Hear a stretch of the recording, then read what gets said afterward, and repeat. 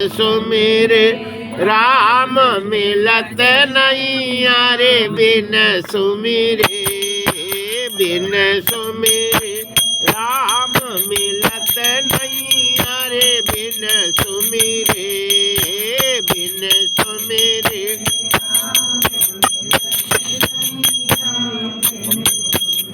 हे बाप मतारी ने जन्म दयो है बाप मतारी ने जन्म है बाप मतारी ने जन्म दयो है बाप मतारी ने जन्म है करम के साथी को नहीं अरे बिन सुमिरे अरे करम के साथी को नहीं अरे बिन सुमिरे बिन सुमिरे राम मिलत नहीं अरे बिन सुमिरे बिन सुमिरे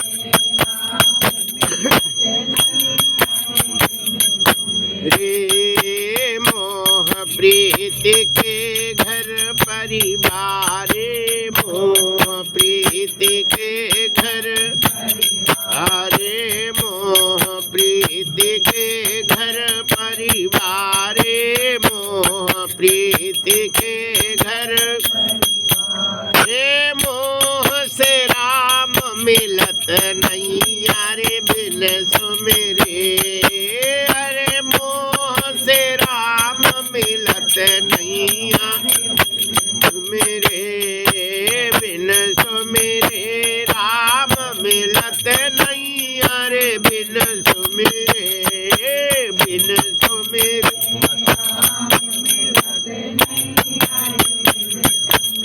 हे श्री हरि ने तुम्हें बुद्धि दई है श्री हरि ने तुम्हें बुद्धि है श्री हरि ने तुम्हें बुद्धि दई है श्री हरि ने तुम्हें है बिन गुरु ज्ञान मिलत नहीं अरे बिन सुमिरे अरे बिन गुरु ज्ञान मिलत नहीं अरे बिन सुमिरे बिन सुमिरे राम मिलत नहीं अरे बिन सुमिरे बिन सुमिरे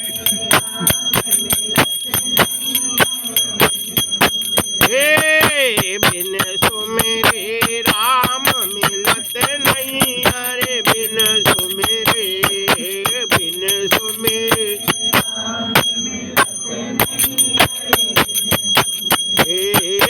बिन सुमिरे राम मिलत नहीं अरे बिन सुमिरे बिन सुमिरे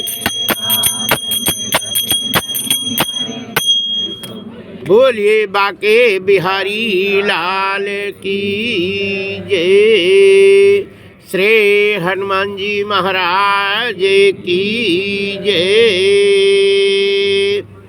हरिशरणम। श्री भीष्म जी कह रहे हैं कि युधिष्ठिर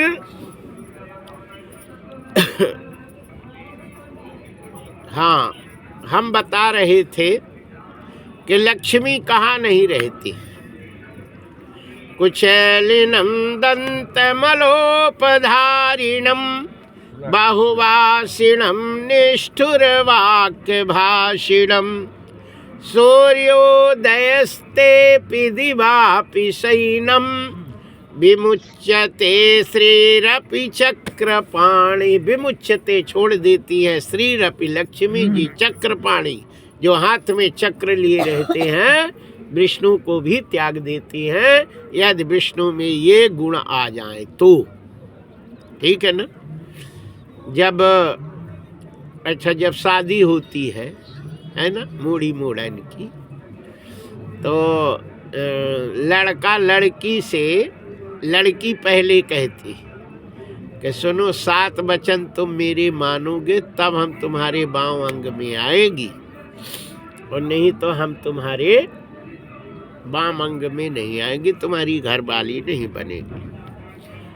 तो लड़का कहता कौन 7 वचन है? तो वो 7 वचन जब वो बनवा लेती है तब वो वामंग में आती है। जब आ जाती है तो पति कहता है कि सुन ले, अब 7 तो हम तेरे मानेंगे पर 5 हमारी तू मानेगी।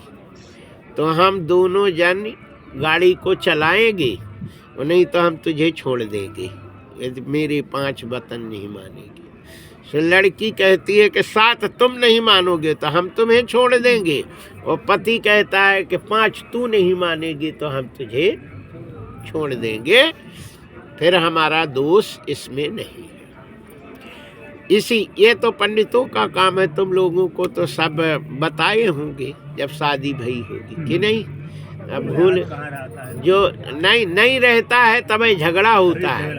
यदि याद रहे कि हमने वचन कहे हैं उसका हम पालन करें तो घर में कभी झगड़ा हो ही नहीं सकता। इसी प्रकार अब लक्ष्मी के 7 वचन भगवान से कहती हैं कि इतना तुम मानोगे तो मैं तुम्हारे पास रहूंगी, और नहीं मानोगे तो मैं तुम्हें त्याग कर चली जाऊंगी। तो जब लक्ष्मी जी अपने विष्णुपति को त्याग कर चली जा सकती हैं तो हम लोगों के पास कैसे रह सकती? नहीं रह सकती हैं। इसलिए इसका पालन करना चाहिए। नंबर 1, रात को दही नहीं पाना चाहिए, है ना। हाथ में नमक नहीं रखना चाहिए, न देना चाहिए न लेना चाहिए। दूसरी चीज है दूध में नमक कभी नहीं डालना चाहिए, और दूध में नमक डाल के यदि पाता है तो उसको भयंकर तो सफेद रोग होता है ना। अगले जन्म में पूरा शरीर सफेद हो जाता है। और दूध में यदि नमक डली हुई कोई वस्तु को खाता है तो उसे गोमांस खाने के बराबर पाप लगता है। इसलिए चावल में चावल में नमक डालना चाहिए, और ना खिचड़ी में नमक डाला हो तो दूध के साथ खिचड़ी नहीं पाना चाहिए। दही के साथ पालो, है ना। लेकिन दूध में कुछ लोग खीर में नमक डालते, बुंदेलखंड में हमने देखा है कि बिना खीर में नमक डाले, है ना, एक नहीं डालता है लेकिन डालते हैं, बुंदेलखंड में डालते हैं। एक अरे दूध की चाय में नमक डालते हैं। हाँ, बहुत है नमक चाय डाल दे। नमक कभी नहीं डालना चाहिए। नमक डाल, उनको कहे नहीं मानते, अरे अच्छा लगता है ना। रोटी में नमक डाल के, आटा में नमक डाल के पूरी रोटी नहीं बनाना चाहिए। जो भी आटे में नमक डल जाए फिर उसका खीर वगैरह के साथ पाना गोमांस के समान हो जाता है, और वो पुण्य कमाने के स्थान में मांस खिलाने के बराबर दोष लगता है।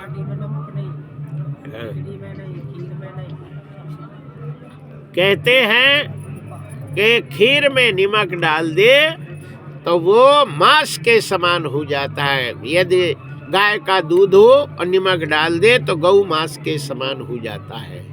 जय जय श्री सीताराम। फिर उसका खिलाने से मांस खिलाने का पाप लगता है, फिर वो राक्षस बनता है। इसलिए सदैव 3 चीजों में नमक नहीं डालना चाहिए। चावल में नहीं डालना चाहिए, आटे में नहीं डालना चाहिए, और है ना चावल में नहीं डालना चाहिए। हाँ, इनमें तभी हुआ चावल।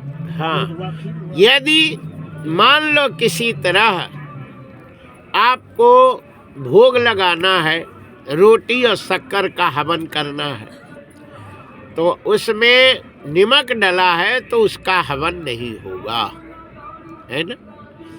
इसलिए कछु कछु माताएं तो बहुत ही विचित्र होती। हमने कहा 8वाई बना लेना, हवन है 8वाई, सो 8वाई में नमक डाल के, आटा में नमक डाली। एक उनका एक ही सूत्र है, आटा निकाली एक इतना नमक जरूर डालेंगे, फिर पानी लेके बैठेगी कि नहीं। हाँ यही। तो हमने एक ठाकुरानी से पूछा कि नन्नाजू ये बताओ कि ये नमक काहे डालती हो? बोले रोनी रोनी महाराज अच्छी नहीं लगती, रोनी रोनी अच्छी नहीं, लोनी लोनी लगती। हमने कहा लोनी लोनी लगती है तो काहे तो खावे को जी रही है ना? हमारी इतनी जिंदगी बीत गई, बिना नमक डाल के आटा गूंदे हम कौन नहीं मरे, है ना? हम नहीं मरे, तुम काहे को मर जाओगी? नहीं मारोगी। चावल में वो उसमें सब्जी में दाल में खूब नमक डाल दो, वो मिला लो और नहीं मिल लो उसमें, वो फिर खा लो, सब में मिला जा रहा। लेकिन नमक डला हुआ यदि रोटी है तो उसका भोग भी नहीं लगता, भगवान उसका भोजन भी स्वीकार नहीं करते। चावल में डला हो तो भी भगवान को पंचरस भोजन कराना चाहिए। यदि एक रस है तो भगवान उसका भोजन स्वीकार नहीं करते, है ना? दोपहर को उसमें पंचरस होना चाहिए। इसलिए सुबह तो एक रस का भोजन कर लेंगे, शाम का एक रस का भोजन करेंगे, लेकिन दोपहर का जो भोजन होता है उसका पंचरस भोजन होना चाहिए। तो यदि तुमने नमक रोटी में डाल दी, चावल में डाल दिया और सब्जी में डाल दिया और दाल में डाल दिया तो एक रस हो गया कि नहीं? है ना? सब में नमक हो गया, फिर एक रस हो गया। और एक रस भोजन भगवान को कभी नहीं कराना चाहिए। खडरस, 2 रस, 3 रस, 4 रस, 5 रस तो कराना चाहिए, है ना? तभी जो एक रस का भोजन कराता है वो अगले जन्म में या तो वो, है ना, शादी नहीं होती तो विधवा फिरती है, और या तो फिर रड़ुआ फिरेगा, कभी भी उसकी शादी नहीं होती। इसलिए 2 रस तो होना ही चाहिए। जैसे पति पत्नी 2, उसी प्रकार नहीं है तो 2 रस तो हो गए, ठीक है ना? ये सब में तो कौन है? एक रस में है, जैसे नमक है राम रस, वो कृष्ण रस है मीठा है, तो मीठा और नमक, है ना? ये 2 रस हो गए। खट्टा मीठा नहीं है तो कम से कम 2 रस तो होना ही चाहिए कि नहीं? तो 2 रस तो होना ही चाहिए। 3 नहीं है, 4 नहीं है तो 2 रस अवश्य होना चाहिए, तो वो जरूर होता है। जय जय श्री सीताराम। जो तुलसी को शालिग्राम से अलग रखता है, तुलसी को शंख से अलग रखता है, वो अगले जन्म में स्त्री का वियोग होता है ना? पत्नी से अलग होता है, अलग रहता है, ऐसा भी शास्त्र में लिखा है। और ये जो तुलसी, शालिग्राम और शंख, ये तीनों एक जगह रखता है, उसको हर प्रकार की सुख, समृद्धि और शांति की प्राप्ति होती है, और घर परिवार बहुत अच्छा रहता है। जय जय श्री सीताराम।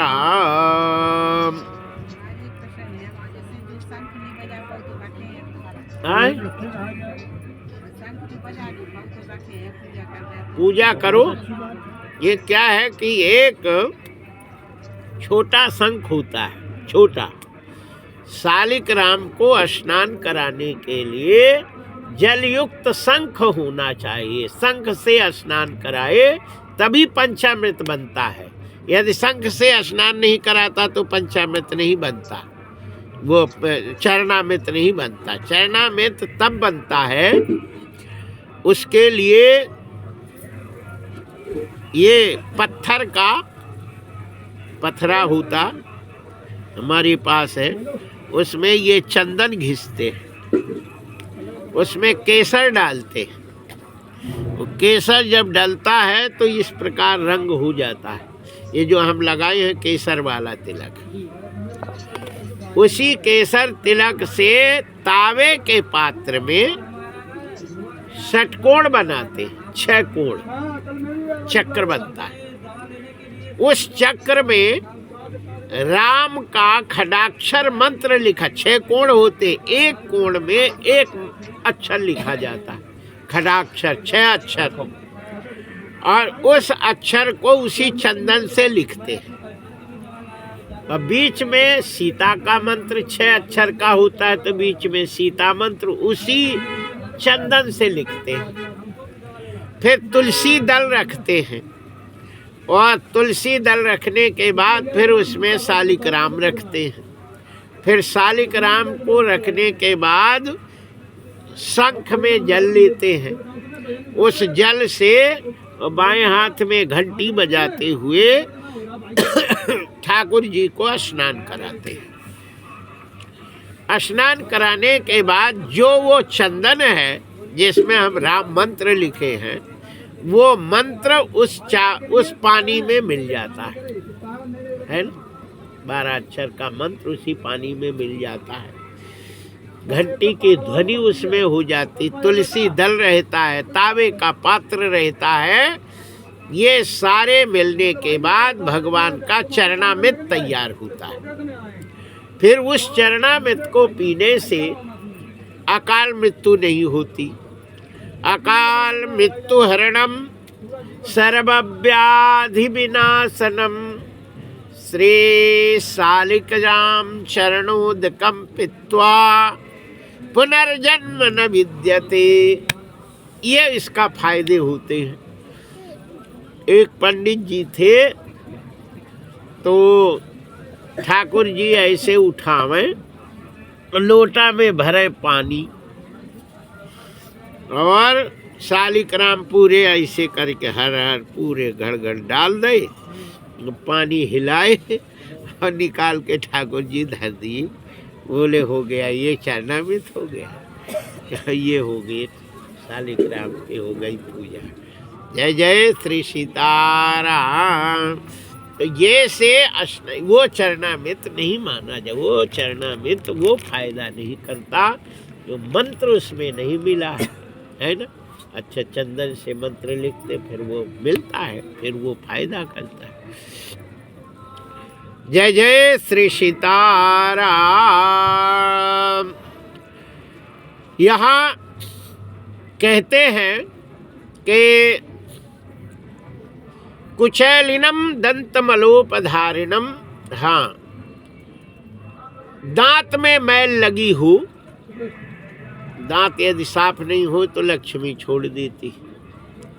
और कछु तमाकू खाते हैं, खूब गुटखा।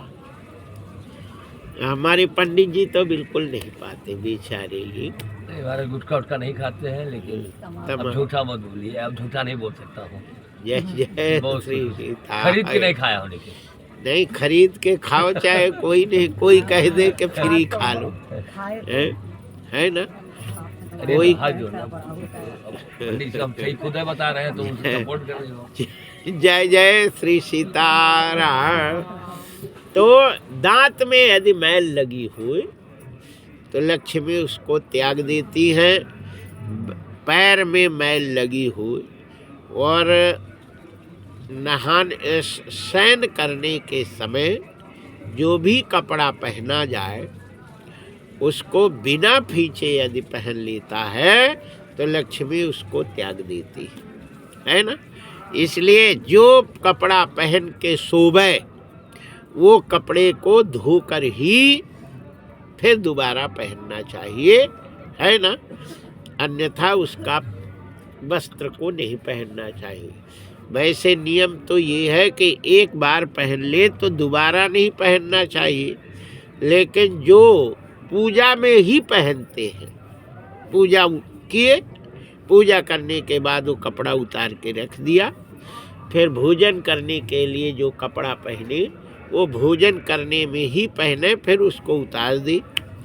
और जो शयन करने में कपड़ा पहने तो सोने में उसको पहन ले, और पूजा में उसको पहन ले, और घूमने जाए तो उसको पहन ले। ऐसे जिनके अलग अलग आइटम हैं, जैसे मिस्त्री लोग होते तो वो जो काम करते हैं वो कपड़ा काम वाले वही धर देते है ना। और जब गए तो सीमेंट वोमेंट का काम करते उसको पहन लिए और काम करे और फिर उसको उतार के वही घर में धर आते और फिर अपना पहन के घर चले आते। तो उसका उसमें दोष नहीं रहता है ना, उसमें उसका दोष नहीं कि अब एक बार पहना तो अब दोबारा पहनेगा तो दोष है।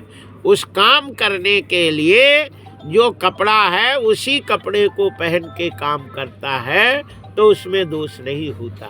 लेकिन एक ही कपड़ा पहने यदि तुम सो भी और उसमें पूजा भी करो और फिर भोजन भी करो और फिर घूमने भी जाओ फिर सब काम करो तो उसमें फिर दोष लग जाता है।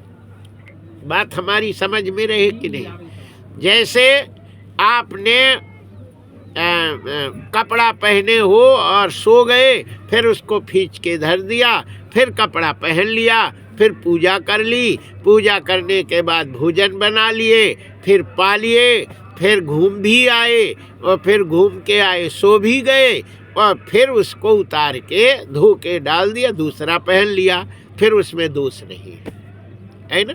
फिर उससे पूजा में भी पहने रहो और फिर पहनो। यदि तुम्हें पूजा को अलग कपड़ा पहनते हो तो फिर पूजा के लिए उतार के रख देते हो, दोबारा पहनोगे तो उसमें दोष नहीं रहता है ना, क्योंकि वो पूजा का काम है, पहन के पूजा कर लिया फिर अपना करते हैं। कुचैलिनम दंतमलोपधारिणम बहुभाषिणम निष्ठुर वाक्य भाषिणम। गंदे कपड़ा पहनते हैं लक्ष्मी त्याग देती है।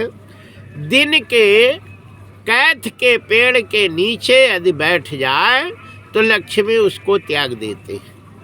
कैथ के पेड़ के नीचे विश्राम नहीं करना चाहिए, बैठना नहीं चाहिए। बकरी की धूल यदि लग जाए तो लक्ष्मी उसको त्याग देती हैं। और सूपा जो फटकते हैं और उसकी यदि हवा लग जाए तो लक्ष्मी जी त्याग देती हैं। और झाड़ू लगाने की जो धूल यदि लग जाए तो लक्ष्मी उसको त्याग कर चली जाती है ना। जैसे घरों में तुमने झाड़ू लगाई, अब झाड़ू बिना तो काम चलेगा नहीं, झाड़ू लगावे और झाड़ू से उड़ने वाली हवा शरीर में लगती ही है। झाड़ू लगाने के बाद कहते 28 मिनट के अंदर यदि वो स्नान कर लेती है तो लक्ष्मी फिर नहीं जाती। बकरी की धूल लग जाए तो 28 मिनट के अंदर यदि वो स्नान कर ले तो लक्ष्मी उसको नहीं त्यागती है। और सूपा की यदि हवा लग जाए तो 28 मिनट के अंदर स्नान कर ले तो वो लक्ष्मी जी नहीं जाती। अब सवेरे तुमने लगाए झाड़ू, उठे फर फर जय श्री सीताराम, झाड़ू लगी है। फिर तुमने गाय के सेवा करी, फिर बर्तन फिर ये फिर वो, और जब तक तुम है ना 11 बज गए तब तक लक्ष्मी जी चली जाती भोपाल के बरूबर है ना। और जब 28 मिनट के अंदर यदि स्नान कर ले तो यहाँ कहते हैं कि सो के उठे तो झाड़ू बिना नहाए ही लगाना चाहिए। झाड़ू बिना स्नान किए ही लगाना चाहिए, क्योंकि तुम नहा के लगाओगे और लक्ष्मी पर शरीर में धूल तो पड़ेगी ही तो लक्ष्मी फिर त्याग देगी। इसलिए सूर्य सो के उठे तो सबसे पहले झाड़ू लगाना चाहिए। और झाड़ू लगाने के बाद फिर अपना जो है नित्य क्रिया कर ले और नहा ले, और नहा धो के अगरबत्ती लगाओ, दीपक जलाओ और भगवान का आराधना पूजना करो और भजन करो, और फिर दुनिया के घर के काम है सो होते रहेंगे कि नहीं। ये नहीं कि तुम अब सब बिना नहाए कर लो। गौ माता के गोबर गौशाल में बिना नहाए नहीं जाना चाहिए और बिना नहाए गौ माता को छूना नहीं चाहिए, क्योंकि गौ माता में 33 करोड़ देवता निवास करते हैं और उनको बिना नहाए छू दे तो देवता नाराज हो जाते हैं। हनुमान जी भी रहते उसमें, है ना, और राम जी भी रहते हैं, ब्रह्मा विष्णु महेश सब रोम रोम में देवता रहते हैं। महाराज जी एक क्वेश्चन हमारा है कि अगर हम सुबह उठे हमारा बाहर टट्टी फिरा कर अब गाय बांधे है तो अब हम नहान बाजी तो गाय दिए बहुत बांधे। अरे नहीं है, और पहले उठो, और पहले उठो। ये कोई नियम नहीं है कि तुम इतना काम किए अब नहाने में गाय बांधने को।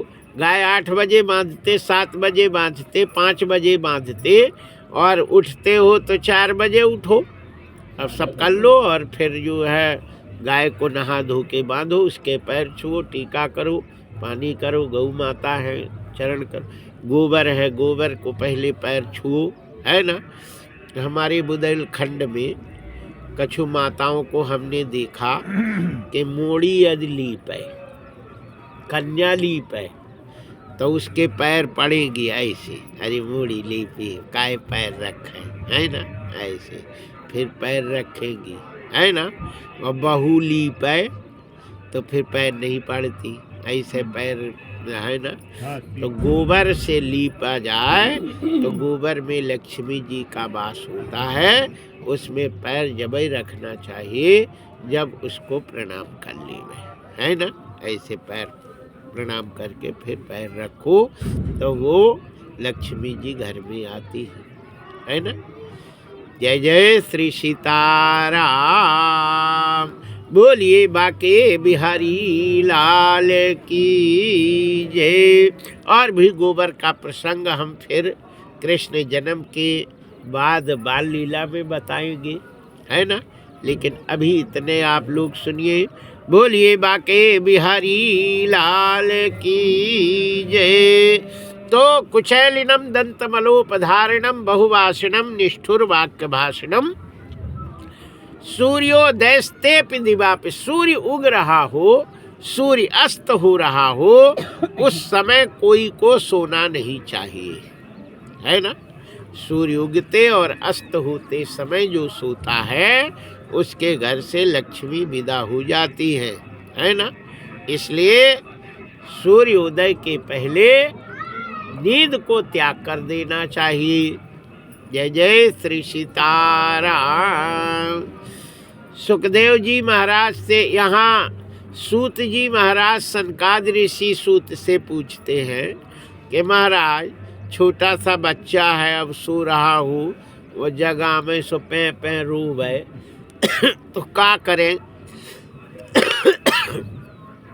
तो यहाँ सूत जी कहते हैं कि 5 साल तक के लड़का, 5 साल तक के लड़के को सोता हो तो नहीं जगाना चाहिए, उसमें दोष नहीं होता है, उसमें दोष नहीं लगता है।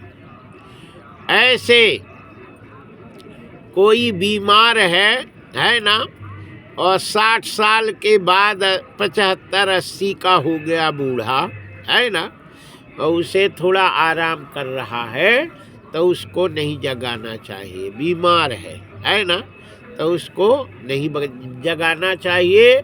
लेकिन यदि अब वो ठीक हो गया है ना, उठ सकता है, तो सूर्योदय के पहले उठ जाना चाहिए और थोड़ा टहलना चाहिए, तो जल्दी स्वस्थ हो जाता है ना। अब मान लो कि बोतल चढ़ी है ना, मरने वाला है, खूब ऑक्सीजन चढ़ा है, और तुम कहो उठ जा, आँख का बंद किया, सो उस समय उसका ये दोष नहीं माना जाता। लेकिन जल्दी ठीक होना हो, और हैं बूढ़े भी हैं, बीमार थे और थोड़ा ठीक हुए, तो जल्दी ठीक होने के लिए सूर्योदय के पहले उठ करके थोड़ा टहले तो जल्दी ठीक हो जाता है। जय जय श्री सीताराम।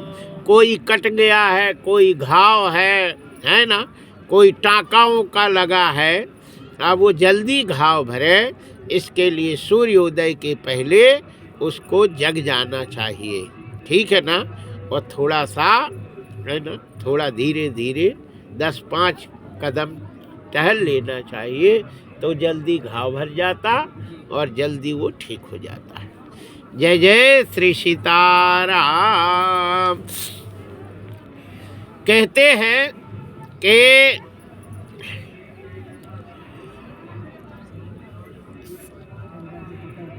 संध्या काल के समय इतना काम नहीं करना चाहिए। 4 काम तो है ही है। चत्वारि खल कर्माणि संध्या काले विवर्जिता। भोजन करना, शयन करना, यात्रा करना, स्त्री प्रसंग करना, पढ़ना, किसी विषय का चिंतन करना, मदिरा का विक्रय करना, सबके भवके से अर्क निकालना, कोई वस्तु देना अथवा कोई वस्तु लेना, ये कार्य संध्या काल नहीं करना चाहिए, है ना। कोई रुपया मांगने आया, क्या हमें दे दूं, तो कह दो भैया दिया हुआ तो ले दे, संध्या काल खत्म हो जाए फिर देना चाहिए। संध्या काल के समय ये सी भी वस्तु नहीं देना चाहिए। बोलिए बाके बिहारी लाल की जय। संक्रांति के दिन, ये संक्रांति है, ग्रहण पड़ रहा हो, पूर्णिमा है, अमावस्या है, आदि पर्व काल प्राप्त होने पर मनुष्यों को दान करना चाहिए, है ना। और इस दान का फल कई गुना मिलता है। संक्रांति को जो दान करता है, वो दान लेने वाला 6 महीने का पुण्य देने वाले को लेने वाले का मिल जाता है। अमावस्या को जो दान करता है, अमावस को, तो 1 महीने का पुण्य लेने वाले का पुण्य देने वाले को मिल जाता है। इसलिए अमावस है, पूनो है, इस दिन अन्न का दान जरूर करना चाहिए, है ना। भोजन कराना चाहिए। भोजन कराना, दान करने का बहुत फल मिलता है ना।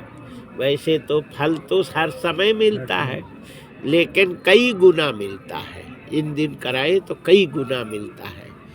जय जय श्री सीताराम। भीष्म जी कहते हैं कि शयन, सोना, 2 दिशाओं में सिर करके सोना चाहिए।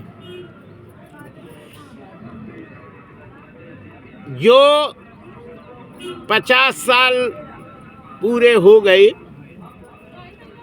उन सभी को दक्षिण दिशा में सिर करके सोना चाहिए। दक्षिण के तरफ सिर करके सोना चाहिए। जो विद्यार्थी हैं, जवान हैं अभी, उन्हें पूरब के तरफ सिर करके सोना चाहिए। दक्षिण के, उत्तर के तरफ सिर करके और पश्चिम के तरफ सिर करके कभी भूल कर भी नहीं सोना चाहिए। सोने के पहले सबसे पहले दिशा का चयन करना चाहिए कि हम कौन दिशा में, है ना। सोने के पहले दिशा को जरूर ध्यान कर लेना चाहिए।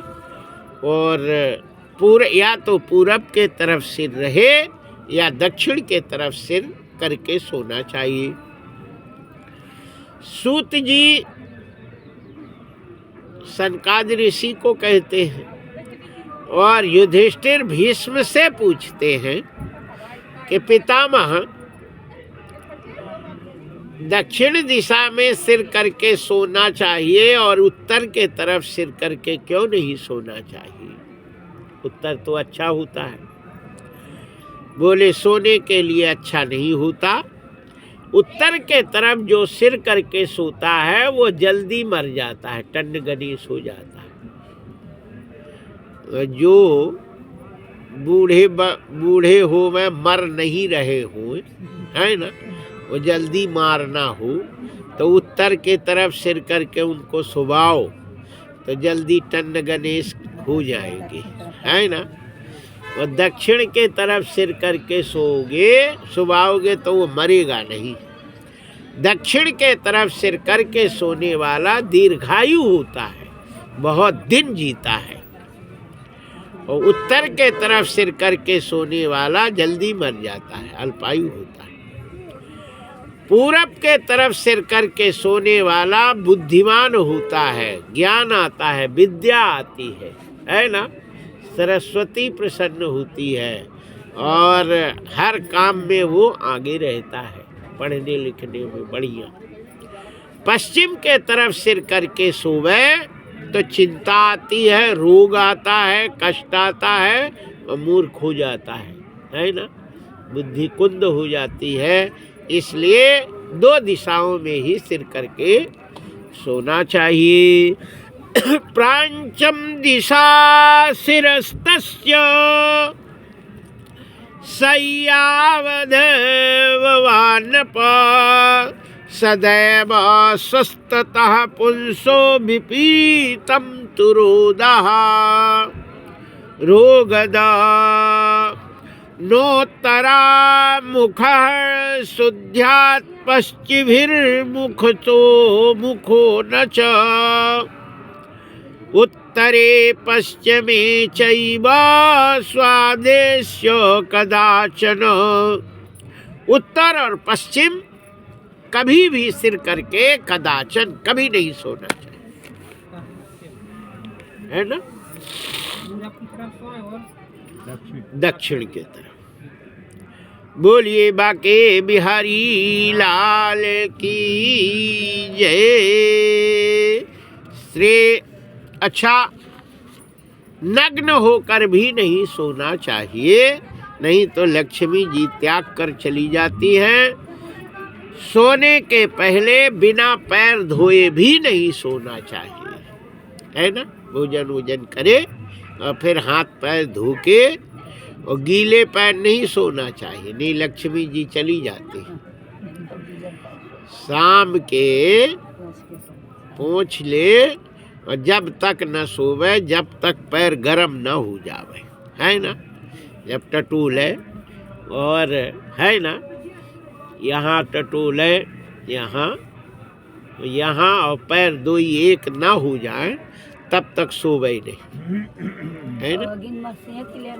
हाँ, सेक लेवे, लेकिन सेके अग्नि को पैर नहीं दिखाना चाहिए। अग्नि देव है, इसलिए अग्नि को फूंकना नहीं चाहिए, अग्नि के तरफ पैर नहीं करना चाहिए, अग्नि को हाथ नहीं दिखाना चाहिए, है ना।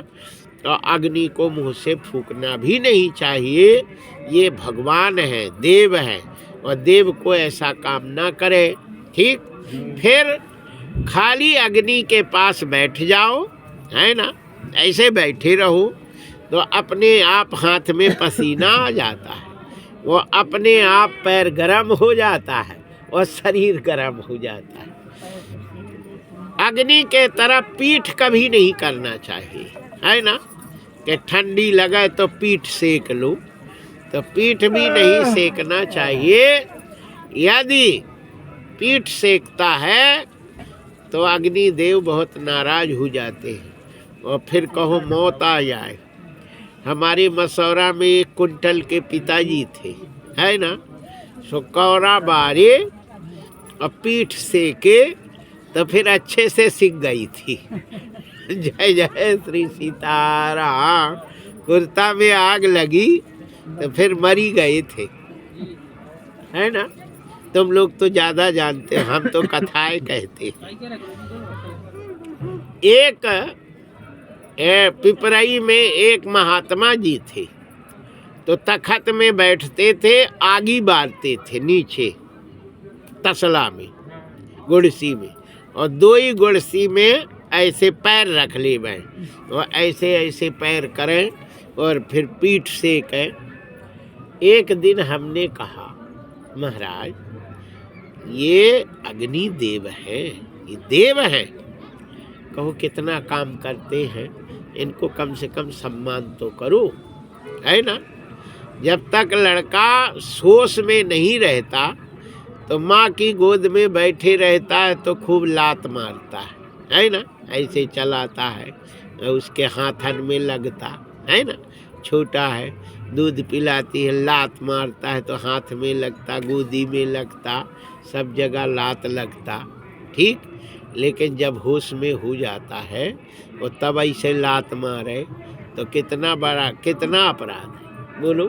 बड़ा हो गया वो कहे बस छोटे में तो हम मारते थे, अब बड़े में मारे, तो कितना बड़ा अपराध है, बहुत अपराध है, ठीक है। बड़ा पर मारे पर बड़ा मजा आवत है, छोटे मारे पर मजा नहीं आवत। जय जय श्री सीताराम।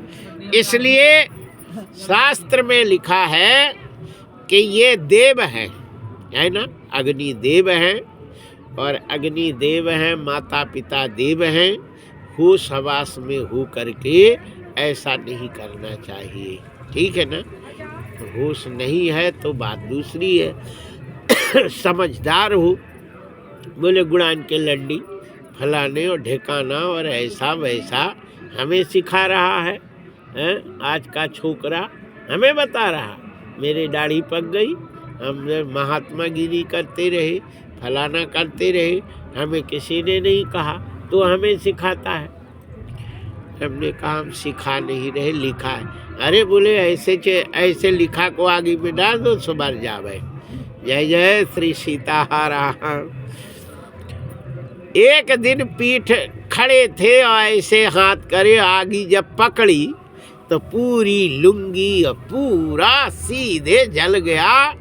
6 महीना तो दद्दा ने लैट्रिन नहीं कर पाए बैठ के, है ना, उठ पाए और मर गए, लेकिन उनने सुख से लेट नहीं पाए, है ना।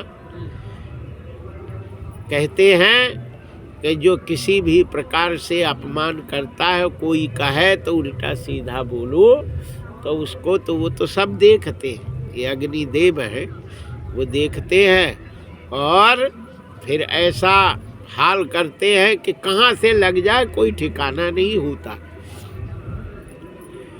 हम अग्नि को प्रज्वलित करते हैं, अग्नि कैसी भी अग्नि ना हो वह ना बरे, लेकिन हमसे बर जाती है।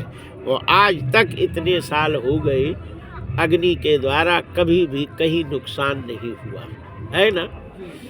एक बार हमने हवन कर रहे थे, फिर लोग बैठे और उसमें ठंड का समय था, वो चली आए लापरवाही से, आगी वो फैल गई, लग गई, और भूसा रखा था तो भूसा में एक बित्ता आगी जली, इसके बाद बुझ गई अपने आप, बिल्कुल जैसे कोई पानी डाल दिया। सवेरे देखे, बोले महाराज पूरा भूसा जल जाता, लेकिन आपकी कृपा से उसमें कुछ नहीं हुआ, थोड़ा सा जला और पूरा बुझ गया। अग्नि का जब हम सम्मान करेंगे तो अग्नि जलाएगी ही नहीं, अग्नि कृपा कर देती है। इसलिए अग्नि का सम्मान करोगे वो तुम्हारा सम्मान करेगी। और अग्नि को धर्म कहते हैं कि लक्ष्मी के 4 लड़के होते हैं। लक्ष्मी के कितने हैं? 4 लड़के। सबसे अच्छा लक्ष्मी के लड़का किसी को पता है कितने हैं? लक्ष्मी के लड़का, लक्ष्मी के सुत 4 हैं, लक्ष्मी के 4 लड़का हैं। धर्म अग्नि पछोर, जेठे के अपमान से 3 करें भड़फोर। लक्ष्मी के 4 लड़का है। सबसे बड़ा लड़का है धर्म, दूसरा लड़का है आगी, और तीसरा लड़का है राजा, और चौथा लड़का है चोर। 4 लड़के भाई। तो बड़ा भाई है धर्म।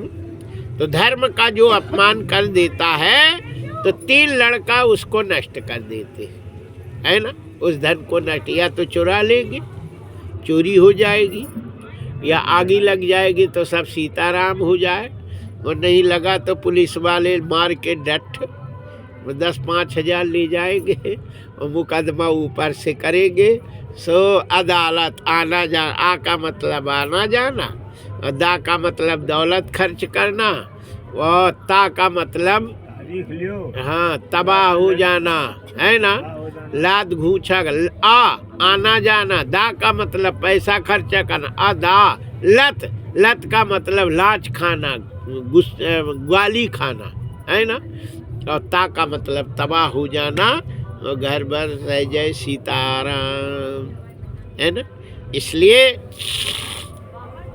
कहते हैं कि धर्म को करते रहना चाहिए, और जो धर्म में रहता है उसको आगी नहीं जलाती। धर्म न पावक जरी सके, मन नहीं समुद्र समाए, अपुत्र नावला करी सके, नाम काल नहीं खाए, है ना। काल सबको खा जाता है लेकिन नाम को नहीं खाता, है ना। नाम को नहीं खाता। हमारे मसौरा में एक नन्ना जू है ना, देवेंद्र की माता जी पिताजी, ये साक्षात धर्म की मूर्ति है ना। बहुत धर्म करते हैं और खूब, है ना, परमार्थ करते हैं, और धर्म में आस्था रहती है। जय जय श्री सीताराम। तो कहते हैं कि लक्ष्मी जी के बारे में मैं बता रहा था। तो कुचैलिनम दंतमलूपधारिणम बहुवासिनम निष्ठुर वाक्य भाषणम सूर्योदयस्ते दिवापि शयनम विमुच्यते श्रीरपि चक्रपाणि। कपास की दातून करने से लक्ष्मी उसको त्याग देती है, इसलिए कपास की दातून कभी नहीं करना चाहिए।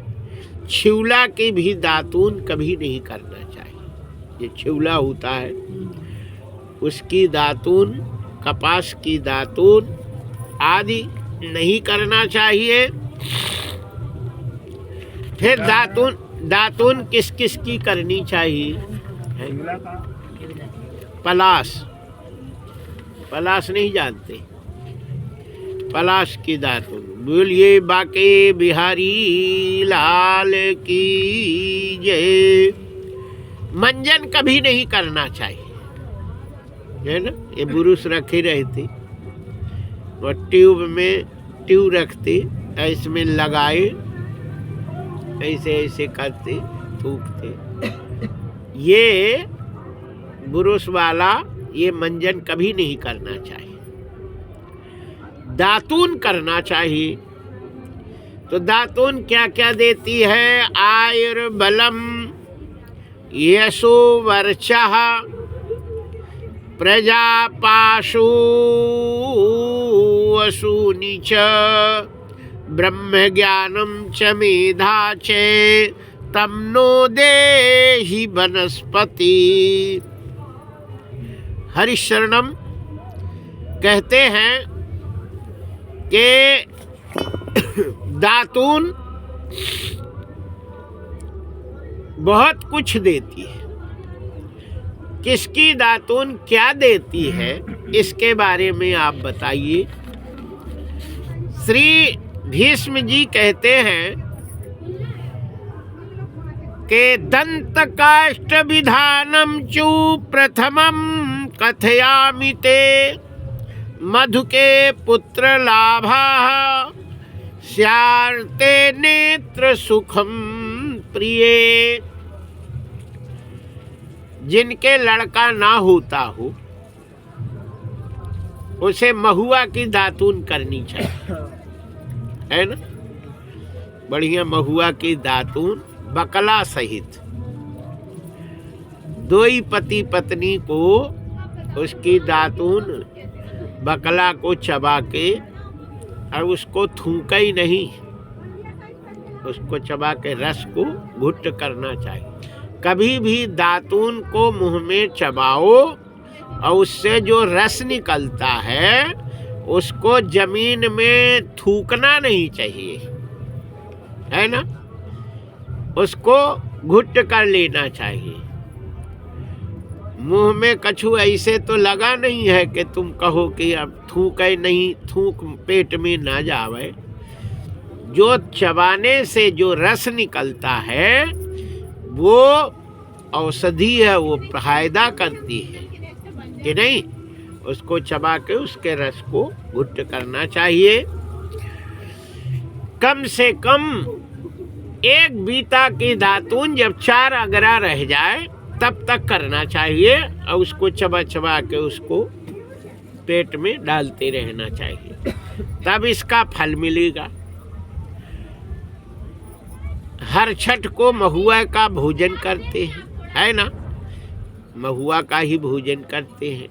महुआ के पत्ते का करते हैं, डोभरी बना के करते हैं, जिससे पुत्र, है ना, को लाभ मिलता है।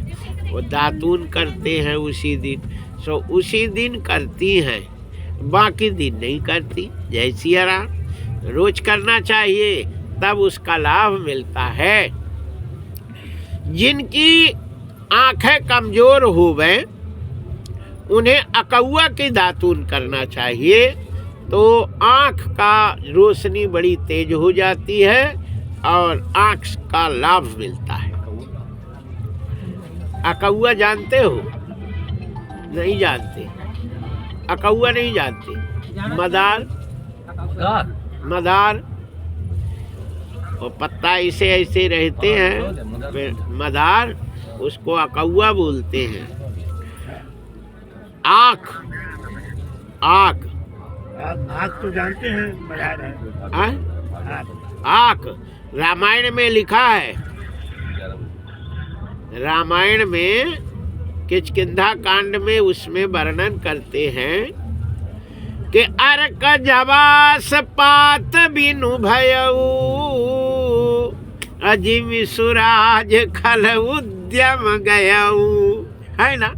अच्छा राजा आ जाए सुराज, तो दुष्टों का खल का नाश हो जाता है। जैसे योगी जी अच्छा राजा है, दुष्टों का बिल्कुल विजय खत्म हो गया कि नहीं। महाराज मदार का दातुन जो उसमें वो भी पड़ा रहेगा ना, दूध रहता है। हाँ, तो दूध रहेगा, जीभ पर नुकसान नहीं करेगा, वो नहीं करता है फायदा। तो जितना भी दर्द करे वो तो काट के बहा देता है। हाँ, लेकिन दूध उसका मतलब दूध को कभी थूकना नहीं चाहिए, तुरंत तोड़ो और उसको चबाओ, उसका रस घुट करो, उससे दूध निकलेगा ना। हाँ, उसको अंदर जाएगा तो कोई बात नहीं, कुछ नहीं होगा। जहर है पूरा एकदम। कोई जहर नहीं है। उसके नेत्र, नेत्र का काम करे, नेत्र में अच्छा दिखेगा, विकार चला जाएगा।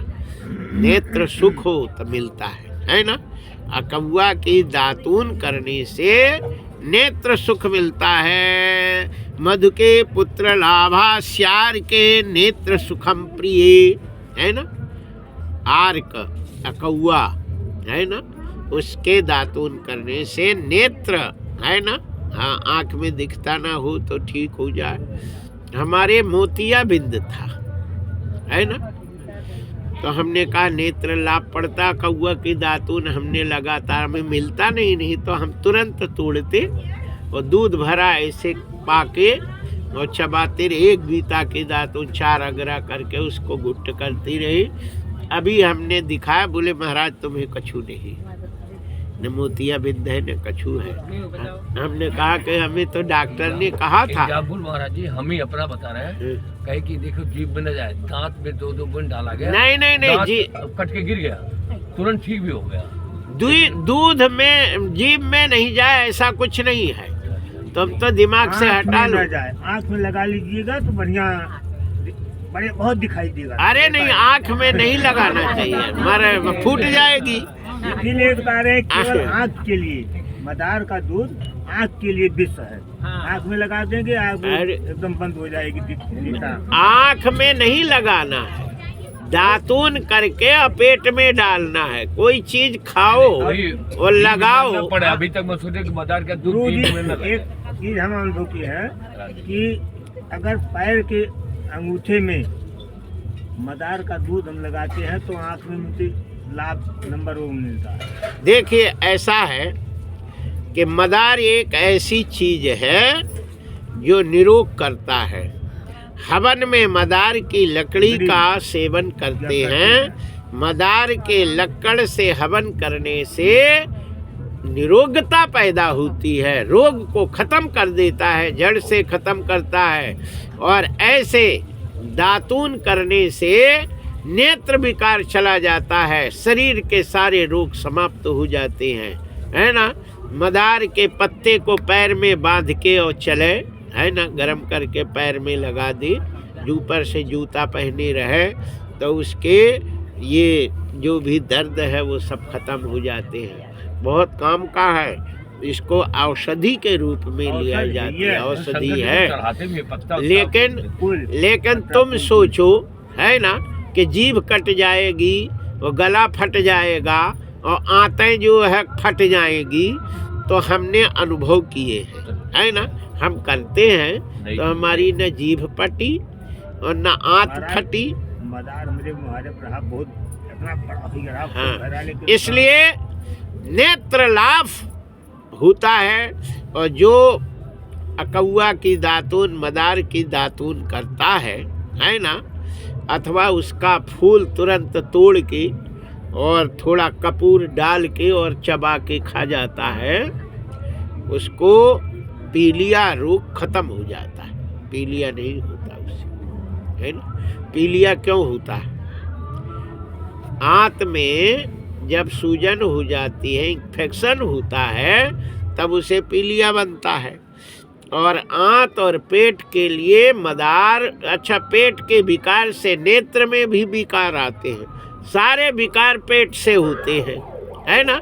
पेट सही नहीं है तो सारे मर्ज उत्पन्न होंगे, और पेट सही हो गया तो सारे विकार शांत हो जाते हैं। ऐसा नियम है। अब फिर ये तो भीष्म जी कह रहे, है ना, और कृष्ण भगवान यहाँ तो सब बैठे हैं। ऐसा थोड़ी है कि तुम कोई अकेले कोई कह रहा हो, ये तो इसमें शास्त्र कहता है।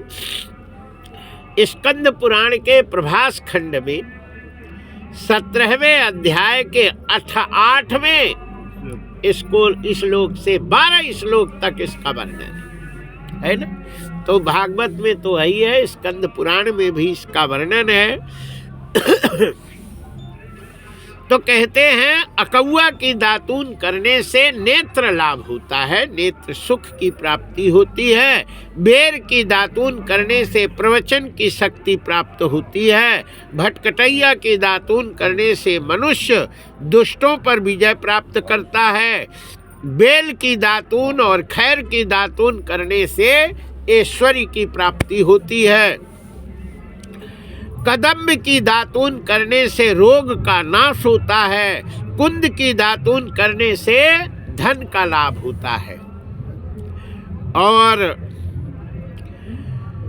अड़ूषा की दातून करने से गौरव की प्राप्ति होती है। चमेली की दातून करने से जाति में प्रधानता, और पीपल की दातून करने से यश की प्राप्ति होती है। सिरस की दातून करने से सब प्रकार की संपत्ति की प्राप्ति होती है। इसलिए श्री सूत जी महाराज कहते हैं सनकादि ऋषि से, और भीष्म जी कहते हैं अपने नाती पनाती युधिष्ठिर से, के सबसे अपावर्ग की दातून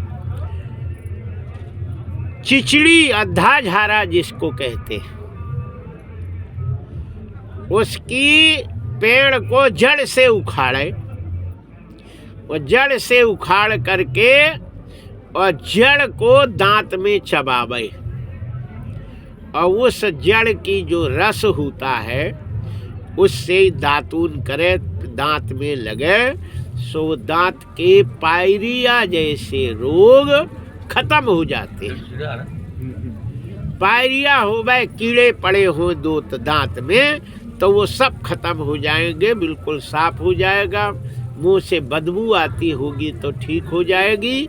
और पेड़ में उसका पेट में यदि रस उसको चबा के तो डालना ही नहीं चाहिए, हर दातून को उसका रस पेट में डालना चाहिए।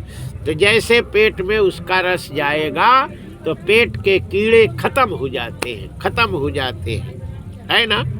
जिन लड़कों के पेट में कीड़ा हो तो अद्धा झारा को जड़ से उखाड़ के और उसको बढ़िया बांट के और उसको घूंटी दे दे तो वो सब पेट के कीड़े समाप्त हो जाते हैं। इसलिए सबसे नंबर 1 की दातून अद्धा झारा की होती है।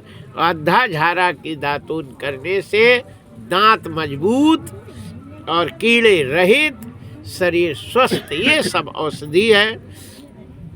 हवन में भी अद्धा झारा के संविधा का प्रयोग किया जाता है और जिससे वातावरण शुद्ध हो जाता है और सुख की प्राप्ति होती है। ये इसलिए इसका प्रयोग किया जाता है। हाँ, तो दातून किस किस की करनी चाहिए? अद्धा झारा की दातून 1, बेल की दातून, आम की दातून, नीम की दातून। लेकिन नीम की दातून 15 दिन में 1 दिन नहीं करना चाहिए। वो कौन है? छठ के दिन यदि नीम की दातून करता है तो अगले जन्म में लैट्रिन उठाने वाला मेहतर भंगी के योनि में उसको जन्म लेना पड़ता है ना। नीच योनि में जन्म लेना पड़ता है। इसलिए छठ को नीम की दातून, कभी भी मुंह में कोई भी चीज, है ना, न नीम की पत्ती, न नीम की दातून, न निबोली, कुछ भी छठ को त्याग करना चाहिए, है ना। महाराज जी, हम नीम का तो निशन है कि हम नीम का पूजा ज़्यादा करते हैं। पूजा तो ठीक है, पूजा जाता है, उसी को पाया जाता है। नहीं दिया है बबुल का तो अभी सूजी नहीं। हाँ, बता रहे। तो नीम की दातून छठ को छोड़कर हर समय करे, कोई दिक्कत नहीं। खैर की दातून, गूलर की दातून, करंज की दातून, अर्जुन की दातून, आम की दातून, आक की, अकौआ की दातून, साल की दातून, महुआ की दातून, कदम्ब की, बेर की, कनेर की और बबूल की आदि वृक्षों की दातून करना चाहिए। बबूल की दातून करने से दांत की जड़ मजबूत हो जाती है ना। परंतु शिवला की दातून कभी नहीं करना चाहिए। कपास की दातून, लसेड़ों की दातून, कुश की, कांस की, कचनार की, तेंदू की, समी की, रीठा की, बहेरा की, सलजन की, सेमल की आदि वृक्षों की दातून कभी नहीं करना चाहिए, है ना। इससे भयंकर नुकसान होता है। इसलिए खासकर पलाश की और कपास की, ये दोनों की दातून करने से लक्ष्मी बहुत दूर चली जाती है। कोरी अंगुली से दातून, तर्जनी अंगुली से दातून कभी, मान लो एकादशी को दातून नहीं करना चाहिए। एकादशी है, लेकिन जो एकादशी को जल नहीं लेते, है ना, पानी नहीं पीते, दूध नहीं, कोई फलाहार कछु नहीं लेते, ऐसे व्यक्ति को एकादशी को दातून नहीं करना चाहिए, है ना। और तुम जो है घुटकी तक खुमक रही, खूब साबूदाना और खूब कच्चा, है ना, और सेव और संतरा और खूब पूड़ी और खूब उसके सिंघाड़े की, आटे की और सब्जी धांस के ले रहे घुटकी तक, तो फिर दातून करने में कोई दोष नहीं है ना। क्योंकि उसको करके उसका रस तुम्हें, है ना, पेट में जाएगा तो उसका व्रत का फल खत्म हो जाता है। जो व्रत, है ना, उपवास करते, उपवास वालों को नहीं करना चाहिए। और जो उपवास नहीं करते हैं, व्रत रहते हैं, अन्न ना खाने का व्रत, ये व्रत है, मौन व्रत है, अन्न नहीं पाएंगे उसका व्रत, फलहार लेंगे, सो व्रत हो गया। एकादशी व्रत, व्रत अलग है और एकादशी उपवास अलग है। उपवास उसको कहते हैं कि किसी भी अनाज का बास भी न लेवे, सुगंध भी नहीं लेवे, है ना। ये नहीं कि तुम जो है खूब रसगुल्ला बनाओ और छलल छलल हो गए और उसका सुगंध आवे। जय जय श्री सीताराम, है ना। उसका धुआं फायदा करता है, लोग जो है धुआं पी के रहते, जो भोजन है वो धुआं के द्वारा जाता। अच्छा, वो जो बीड़ी उड़ी पीते, धुआं तो पीते हैं, है ना, फिर भी वो उसका आहार जाता है, वो उससे उसका वो आहार होता है, उसको कुछ होता है। इसलिए इसका प्रयोग नहीं करना चाहिए। बोलिए बाके बिहारी लाल की जय। तो यहाँ कहते हैं कि कोरी अंगुली से दातून नहीं करना चाहिए, तर्जनी से जो कछू है मंजन करो, दातून नहीं करना। तो विहित पत्तों के, है ना, दातून नहीं करे। लेकिन ये जो भी पेड़ है इनके पत्ते को मसल ले, है ना, खूब मेड़ ले, और फिर उसका जो पिष्ट हुए उस पिष्ट को मध्यमा अंगुली से इससे ऐसे करके और दांत में करके वो साफ कर लेना चाहिए, है ना। अधाझारा के पत्ते को कूट लेवे, महुआ के पत्ता कूट के और उसका पिष्ट बना के ऐसे दांतों में कर लेना चाहिए, उसका मंजन बना लेना चाहिए। लेकिन कभी भी कोयले से दातून नहीं करना चाहिए, है ना। और मिट्टी से भी ये दातून नहीं करना चाहिए, राख से भी दातून नहीं करना चाहिए, ईंटा एवं ढेला आदि से भी की दातून नहीं करना चाहिए, पत्थर पत्थर से नहीं करना चाहिए। मिट्टी कभी खाना नहीं चाहिए, मिट्टी खाना गोमांस के समान होता है ना। और मिट्टी से दातून भी नहीं करना चाहिए।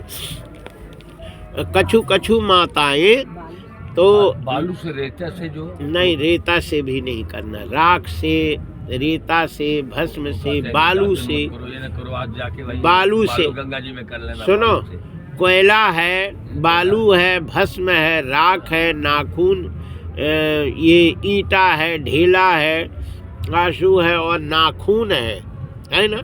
कछु नाखून से ऐसे ऐसे करते, है ना, ऐसे नाखून से ऐसे छुड़ाते, वो भी नहीं करना चाहिए। ये सारी चीजें शास्त्र में है। शास्त्र के अनुसार दांत से नाखून नहीं काटना चाहिए, बाल वगैरह ये सब दातून से दांत से नहीं काटना चाहिए, बहुत बड़ा अपराध मिलता है। बोलिए बाके बिहारी लाल की जय, श्री हनुमान जी महाराज की जय। अगली भीष्म जी कहते हैं कि स्नान करने के बाद तेल नहीं लगाना चाहिए। जो स्नान करके तेल लगाता है उसे पूजा करने का फल नहीं मिलता, पाठ करने का फल नहीं मिलता, गंगा स्नान का फल नहीं मिलता, माघ मास नहाने का फल नहीं मिलता। जो तेल लगा करके और स्नान करके तेल लगाता है ना। इसलिए स्नान करने के पहले तेल लगा ले और फिर नहा ले, फिर वो शुद्ध हो जाता है। तो यहाँ कहते हैं कि इतनी चीज करने के बाद नहा लेवे तब शुद्ध होता है। शमशान घाट में जावे और जब तक नहाता नहीं है तब तक वो शुद्ध नहीं होता है। कुत्ता छू जाए तो जब तक सिर से नहीं नहाएगा तब तक वो शुद्ध नहीं होता है। स्त्री प्रसंग करे तो सिर से नहाता है तब शुद्ध होता है ना। ये नहीं कि गले से डाल ले, जय जय सीताराम, बोले चलो शंकर जी नहवाए, बाल सिर से नहाना पड़ता है तब शुद्ध होता है ना। स्त्री प्रसंग करने के बाद सिर से नहावे, है ना, चाहे माता हो चाहे पुरुष, पति हो पत्नी, दोनों सिर से नहाएंगे तब वो शुद्ध होती है, अन्यथा शुद्ध रहती है। स्त्री प्रसंग करने के बाद सिर से नहाना चाहिए तब शुद्ध होते हैं। दूसरा, तेल लगाने के बाद, मालिश करने के बाद जब तक सिर से नहीं नहाएगा तो शुद्ध नहीं होगा। बाल कटवाने के बाद, हजामत बनाने के बाद सिर से नहाता है तब शुद्ध होता है, अन्यथा शुद्ध नहीं होता। बोलिए बाके बिहारी लाल की जय। और सी बहुत बातें हैं, समय हो गया, अब तो भोजन भी बनाना आप लोगों को, हमें भी 11:36 हो गए, है ना। इसलिए अब आरती होगी, भीष्म जी कल भी बताएंगे, है ना। और आप लोग जब तक रहें तो बढ़िया भागवत जी का श्रवण करें। तो आपको तो अब जाने की इच्छा, क्यों, कब जाना? आपका भागवत पूरा हो जाए पहले कहें आपके सामने। अभी कुल हम नहीं कहे बैठे महाराज के सामने, हम झूठ नहीं बोली, हम कहे बैठे, हम ये कहे जाइए इनके माता जी की कृपा हो जाए वही दिन चला जाए। ठीक है, चलो कोई बात। कारण पंडित जी, भागवत तो अपने हाथ में है ना। अब आज एक भागवत का संकल्प आज हो गया है, एक है सो उनने कहा ये तो एक दिन का है ना। हमारे जो है बाहर के चेला लोग हैं, हम सब चेलों के कल्याण के लिए करते हैं, तो वो एक एक दिन के जजमान बनते हैं, सो वो हो जाता, और कोई है सो 7 दिन के बन जाते हैं। जय जय श्री सीताराम। बोलिए बाके बिहारी लाल की जय। श्री हनुमान जी महाराज की जय। एक भजन, इसके बाद आरती होगी और फिर प्रसाद। बोलिए बाके बिहारी लाल की जय।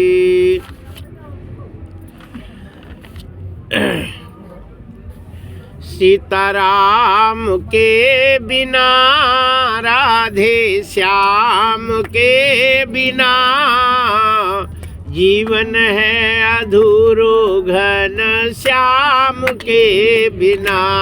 सीताराम के बिना, राधे श्याम के बिना, जन्म है अधूरा। ओ सीताराम के बिना, राधे श्याम के बिना, जीवन है अधूरो घन श्याम के बिना। सीताराम के बिना, राधे श्याम के बिना, जीवन है अधूरो घन श्याम के बिना। जीवन है अधूरो घन श्याम के बिना। धर्म कर्म का ठेका लेकर तो इस जग में आया हो। धर्म कर्म का ठेका लेकर हो तो इस जग में आया रे भैया, तो इस जग में आया।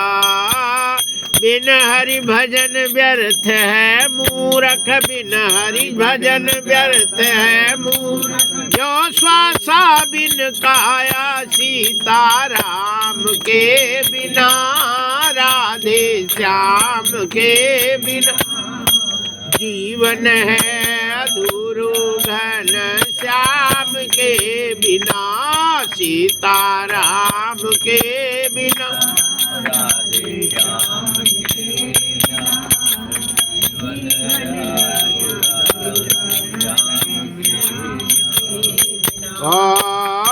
गणिका गीध अजामिल तर गए सदन कसाई हो।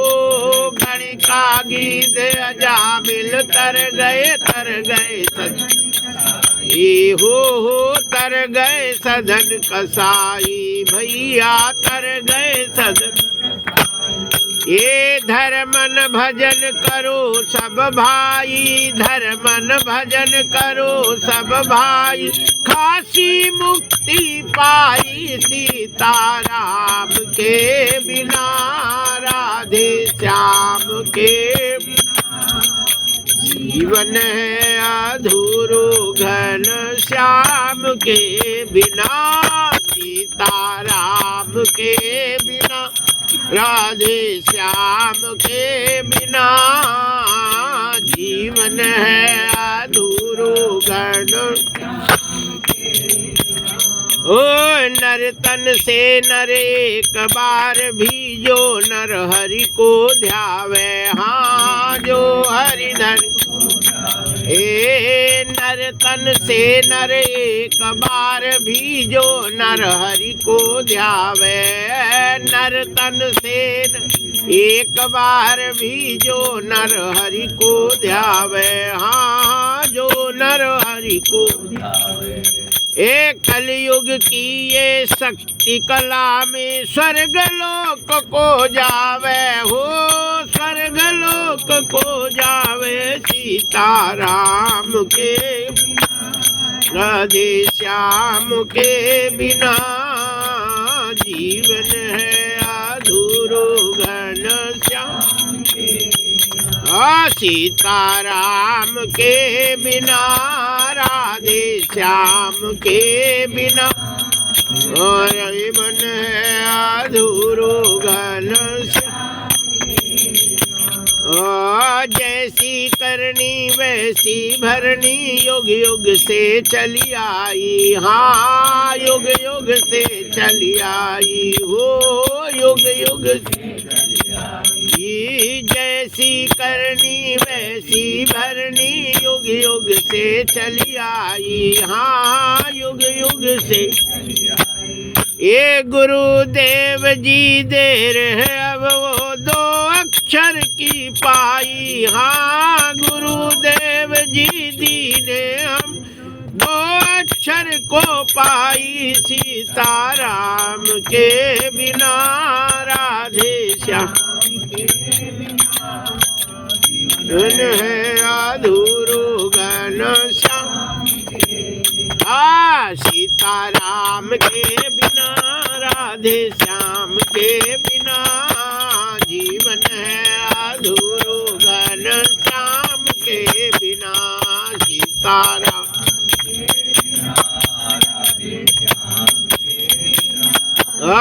जीवन है अधूरो घन श्याम के बिना।